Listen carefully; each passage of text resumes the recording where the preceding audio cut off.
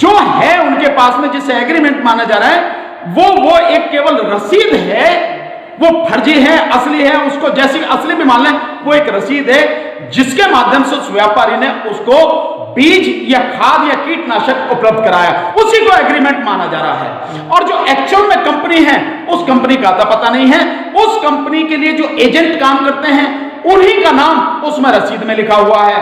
और उसमें यह तय हुआ था कि धान की कीमत जो मंडी में निश्चित होगी उससे 50 रुपए उसमें ऐड करके वो कीमत व्यापारी उसको किसान को देगा। अब नतीजा क्या हुआ, मंडी में कीमत खुल गई 2950 रुपए धान की, 2950 रुपए क्विंटल। जब 2950 होगी तो 50 रुपए और उसमें ऐड हुआ, यानी 3000 हो गए। 3000 रुपए क्विंटल उन कंपनियों को किसान से धान खरीदना था जो मौखिक केवल ओरल एग्रीमेंट था। उस एग्रीमेंट के माध्यम से हालत यह है कि वो जो कंपनियां थी अपने फोन बंद करके, दफ्तर बंद करके भाग गए, उनका पता नहीं है कहां है। और किसान इस समय मारा मारा फिर रहा है कि उस फसल का क्या करे, जिसकी बात स्थिति है। तो ये सब जो नौटंकियां हो रही हैं, ये तो बीजेपी के अपने राज्य की बात है। तो जो एग्रीमेंट के ये हो जाएगा और इस तरह से कहीं भी बेच सकेगा। देखिए, बेचने वाली स्थिति ये है कि आप बागवानी हॉर्टिकल्चर से संबंधित जो चीजें आप उनको देखो, या उसके अलावा और भी कोई चीजें आप उनको देखिए। आप तो माना आपको कोई फसल है, यानी आम है, अमरूद है, अंगूर है, बेर है, ये चीजें हैं, मतलब जो भी वो आती है देश के इस कोने से उस कोने तक कहीं भी भेज दीजिए। इसके अलावा दूसरी जो किसान की सीधी फसल है आलू, इस कोने से उस कोने तक भेज दीजिए। है होता नहीं कि पहाड़ी आलू भैया यहां बिक रहा, पहाड़ी आलू वहां बिक रहा। आप देखिए कि जो प्याज है कहां होती है और कहां तक आ रही है, मध्य प्रदेश में होती है, महाराष्ट्र में होती है, देश के सभी भागों में जाती है। जो लहसुन है राजस्थान में मैक्सिमम होता है, मध्य प्रदेश में होता है, देश के सारे हिस्सों में जा रहा।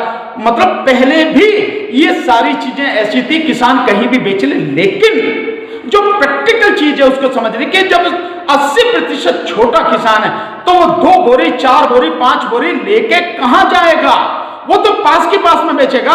क्या ये संभव है कि 2 बोरी 4 बोरी को लेके आदमी जो एक प्रदेश से दूसरे प्रदेश में जाएगा, जितना किराया है डीजल का, जितना दाम बढ़ गया, उसकी खाल भी जो मतलब उतर जाएगी इतने हाल में, तो ये स्थिति रहेगी। तो ये सब एक नौटंकी है और कुछ नहीं। किसी भी विवाद की स्थिति में एसडीएम जो है उसका समाधान करेगा, लेकिन देखा जाता है सुप्रीम कोर्ट और हाई कोर्ट जो है पेमेंट नहीं दिला पाते करने का, तो ये एसडीएम कैसे दिला पाएगा? देखिए, मैं आपको एक उदाहरण बताता हूं। मुझे एग्जैक्ट एक कंपनी चैरिटेबल मतलब इसको आप कैसे देख रहे हैं? सुप्रीम कोर्ट हाई कोर्ट जो है गन्ना पेमेंट नहीं दिला पाता है, ऑर्डर को उसको लागू नहीं किया जाता है, वो नहीं दिला पा रहे, तो एसडीएम और एडीएम कैसे करा पाएंगे? बिल्कुल आप सही बात कर रहे हैं। मैं आपकी बात को बड़ी करता हूं और इसी तरह से बताता हूं आपको। हाँ। गन्ना किसानों का 15,683 करोड़ रुपया पिछले 2-3 साल से बकाया है।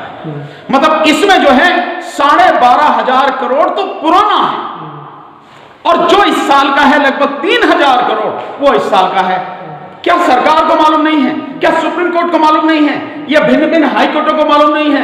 मीडिया पे चर्चा होती है, हम जैसे लोग लगातार इस बात को बता रहे हैं, आंकड़े उस पर वेबसाइट पे पढ़े सरकार पे। जब जो कोर्ट है इनको नहीं दिलवा पा रही, ये तो सीधा सीधा है ना, प्राइवेट प्लेयर है जो प्राइवेट डील है वो देते ही नहीं है, मतलब ही नहीं है। तो जब आप उनसे ये नहीं दिलवा पा रहे हो, इसके अलावा एक और चीज मैं आपको बताता हूं जो इससे आप समझें कि हालत क्या है। कहने को कुछ भी कहें कि एसडीएम की तो औकाती क्या है, एसडीएम हुए, एडीएम हुए, डीएम हुए, ये तो ऐसे नौकर हैं सरकार के कि ये उसके सामने चुप ही नहीं कर सकते।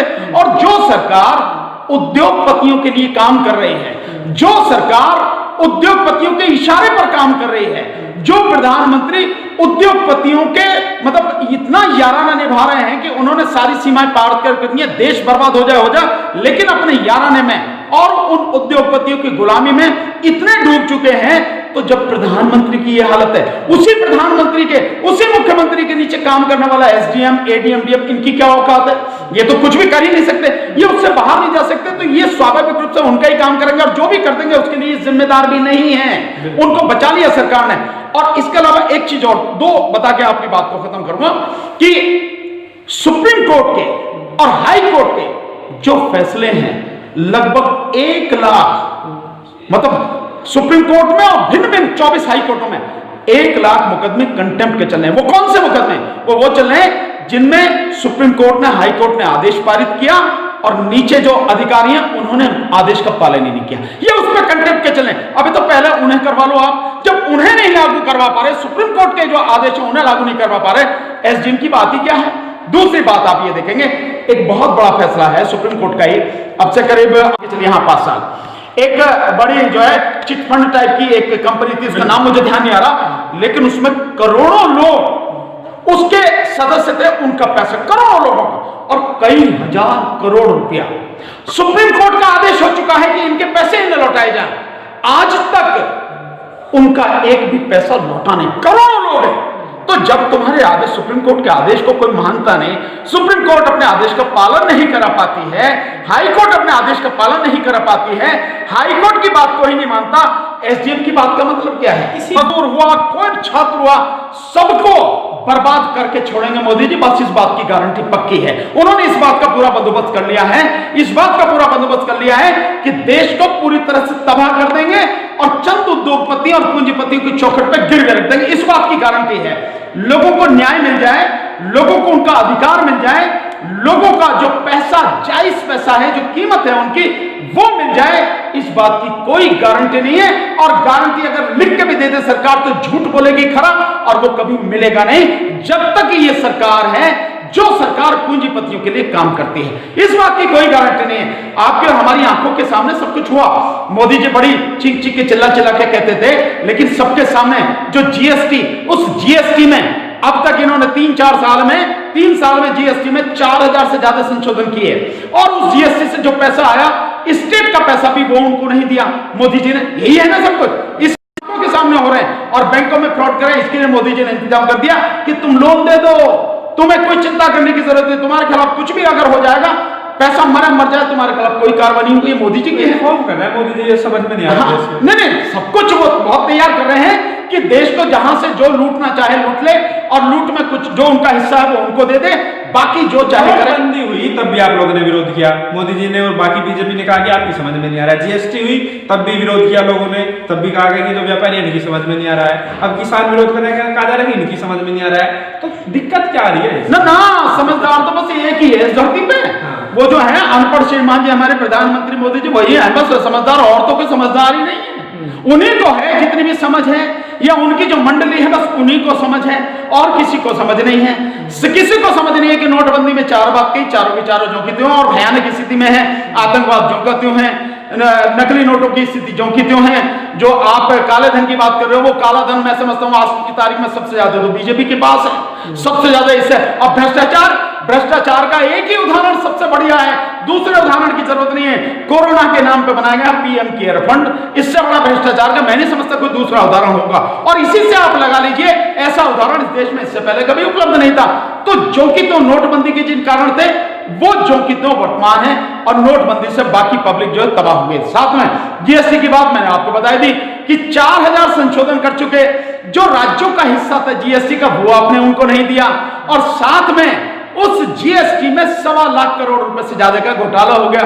ये स्थिति आपके सामने है। साथ अब उसकी बात करो कि किसान की, तो मैं यही बात कर रहा हूं कि मोदी जी झूठ बोलने से बाज नहीं आते, कानून पे बात नहीं करते, और अगर किसी भी तरह से घुमा फिरा के करते हैं वो भी झूठ ही बोलते हैं। जैसे मैंने आपको बताया कि झूठ बोला अभी ये 3 दिन पहले जो नौटंकी 3 घंटे की करी उन्होंने 25 तारीख को, कि जिसमें उन्होंने बहुत झूठ बोला कि किसान तो उस एग्रीमेंट से चाहे बाहर जा सकता है लेकिन वो नहीं जा सकता व्यापारी, जबकि उस एग्रीमेंट वाले कानून की धारा 11 में साफ लिखा है कि दोनों उसमें परिवर्तित कर, उसको एग्रीमेंट को बदल सकते हैं, खत्म कर सकते हैं, लेकिन आपसी सहमति से, म्यूचुअल कंसेंट से उसमें एक भाग सकता, ऐसा कहीं भी नहीं है। तो मोदी जी झूठ बोला, झूठ बोलने में उन्हें शर्म कभी आती नहीं, बिल्कुल बड़े सीना तान के बेशर्मी से झूठ बोलते हैं। दूसरा एक और बढ़िया झूठ बोला उन्होंने, एक झूठ ये और उन्होंने बोला कि किसान की फसल बर्बाद हो जाए तो भी व्यापारी को उसका पैसा देना पड़ेगा। ये एक बड़ा खरा झूठ जो उन्होंने बोला। तो एग्रीमेंट वाला जो कानून है उसके सेक्शन 3 में, सेक्शन 4 में, सेक्शन 5 में और सेक्शन 6 में जो और सेक्शन 7 जो इससे जुड़े हुए सीधे सीधे कानून है उसमें कहीं प्रावधान नहीं है। और कीमत का जो कानून है कि कीमत क्या देनी पड़ेगी, उस कीमत में साफ लिखा है कि जो कीमत होगी वो तय होके इतनी कीमत होगी, और वो भी तब मिलेगी जब व्यापारी उस जो फसल होगी उस फसल को जब कट के उसके सामने आएगी, उसका टेस्ट करा के जब वो समझेगा कि हाँ अब ठीक है, उसी ग्रेड के हिसाब से तब लेगा और तब पैसे देगा, उससे पहले का मतलब ही नहीं है। और आप एक बात बताइए, अगर व्यापारी इतना दानदाता होता कि किसी को भी बर्बाद होता तो उसको पैसे दे देता, नहीं चिंता मत करे तो ले जा, तब तो देश में मतलब इस देश की हालत ही बहुत है। व्यापारी जब अपने जरा जरा से मुनाफे के लिए भी नहीं छोड़ता, इतना ऐसे कैसे हो सकता? और उस कानून में कहीं नहीं लिखा फसल बर्बाद हो जाएगी तो भी व्यापारी को उसका पैसा देना पड़ा, कहीं नहीं लिखा, तो उन्होंने झूठ बोला। ये जो चीजें हैं ना, मैं समझता हूं प्रधानमंत्री को ये सब नहीं करनी चाहिए। एक प्रधानमंत्री की जो एक डिग्निटी है, जो एक उनका स्तर है, जो एक इतना बड़ा एक सम्मान्य पद है दुनिया में, जिसकी अपनी एक सम्मान है, उसको बरकरार रखना चाहिए, उसकी गरिमा को ठेस नहीं लगने देना चाहिए। लेकिन उन्होंने इस देश का ही नहीं, देश का जो एक सम्मानित पद है प्रधानमंत्री का, उसको भी धूल धूसरित कर दिया, उन्होंने पूरी तरह से मिट्टी में मिला दिया। क्योंकि सर जो सरकार है, सरकार का मकसद होता है कि भाई सभी जो देश के लोग हैं, जो भी किसान है, जो भी है, उनको फायदा हो, उनको किसी तरह की दिक्कत ना हो, उनके साथ कोई भी तरह की दिक्कत नहीं आनी चाहिए। लेकिन जो व्यापारी है उसका एक ही मकसद होता है, भाई उसको फायदा होना चाहिए। हालांकि सरकार के साथ ऐसा कभी नहीं होता है, सरकार घाटे में भी रह जाए तब भी किसानों की और बाकी लोगों की उसकी कोशिश होती है उसकी पूर्ति की जाए। लेकिन क्या लग रहा है कि व्यापारी भी उस तरह से बिहेव करेगा? मैं कैसे करेगा आप बताइए कि कैसे, कहां करना, जो बातें जो कही जा रही है, जो दावा किया जा रहा है, सब बेकार की बातें हैं। आपकी आंखों के सामने है सब कुछ, ऐसा नहीं है कि दुनिया इन सारी चीजों को समझते। भाई हम जानते हैं कि व्यापारी अपने मुनाफे के अलावा कुछ नहीं सोचता, ना उसे इसके अलावा कुछ दिखाई देता। अपने मुनाफे के लिए वो जो चाहे करेगा, और उसे मुनाफा नहीं है तो कुछ नहीं करेगा। अगर उसे मुनाफा नहीं होता है या उसके मुनाफे में कमी आ रही है, मुनाफा होने की बात छोड़ो, उसके मुनाफे में कहीं कमी आ रही है, तो अपने एस्टेब्लिशमेंट में, यानी अपनी फैक्ट्री में, अपनी जो है कंपनी में, जो लोग हैं उनकी छटनी कर देता है, उस तरह से उसकी पूर्ति करता है, वो लोगों की नौकरियां खत्म कर देता है। तो व्यापारी अपने मुनाफे के आगे कहीं किसी को कुछ नहीं करता। और हम जो बात कर रहे हैं, हम ऐसे ही नहीं कर रहे, जो बायकॉट की बात कर रहे हैं कि अंबानी के जितने प्रोडक्ट है आप उनका बायकॉट कीजिए, अंबानी की जो पेट्रोल पंप है उनसे तेल मत भराइए, जो अंबानी का जियो है उसको आप जियो को जो है पूरी तरह से उसका बायकॉट कीजिए। इसके अलावा अडानी है, अडानी का जो फॉर्च्यून है, फॉर्च्यून तेल, घी, आटा, चावल, दाल, जो भी कुछ है उसका पूरी तरह से बहिष्कार कीजिए। साथ में लाला रामदेव का जो पतंजलि और रुचि सोया है, वो सब उसका करना पड़ेगा। देखिए, यही एक आंदोलन का अहिंसात्मक और संवैधानिक जो आंदोलन होते हैं उनका एक ये तरीका है, और ये बड़ा कारगर तरीका है। इनका पूरी तरह से बहिष्कार, अंबानी, अडानी और लाला रामदेव के जो प्रोडक्ट है, पतंजलि सोयाबीन और ये रुचि सोया और फॉर्च्यून और रिलायंस, इनके हर चीज का बायकॉट करना ये एक हथियार है। तो हम जानते हैं कि सब नौटंकी जो सरकार करती है, या व्यापारी से इतनी बात कहती है कि ये सब है, और वो व्यक्ति बार बार कहते हैं कि हम भरोसा दिला रहे हैं। अबे हम किसका भरोसा करें? उस प्रधानमंत्री का जिसने झूठ के अलावा कभी बोला ही नहीं कुछ, ठीक है, उस प्रधानमंत्री का जिसने जो कहा उसके उलट ही काम किया। आखिरी सवाल आपसे है, क्योंकि कोई भी समस्या हो, कितनी भी बड़ी समस्या हो, बातचीत से ही हमेशा हल निकलता है, भले कुछ भी दिक्कत क्यों ना हो।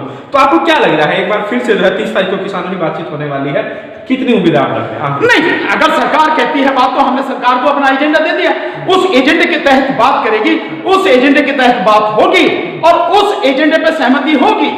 सरकार अगर कानूनों को वापस लेगी, तीनों कानूनों को वापस ले और एमएसपी को कानून बनाएगी, और जो बिजली संशोधन वगैरह है उसमें जो है बिजली जो कानून है उसको खत्म करेगी, और पराली वाला जो है उसको खत्म करेगी, तो हम सिंपल सी, हमें कोई दिक्कत नहीं, हम अपने जो आंदोलन हमारा अपने आप ही जो स्थगित हो जाएगा, कोई दिक्कत नहीं। लेकिन अगर उस एजेंडे से बाहर बात होती है तो बात का कोई मतलब नहीं है। उस एजेंडे पे सरकार सहमत नहीं होती तो कोई मतलब नहीं है।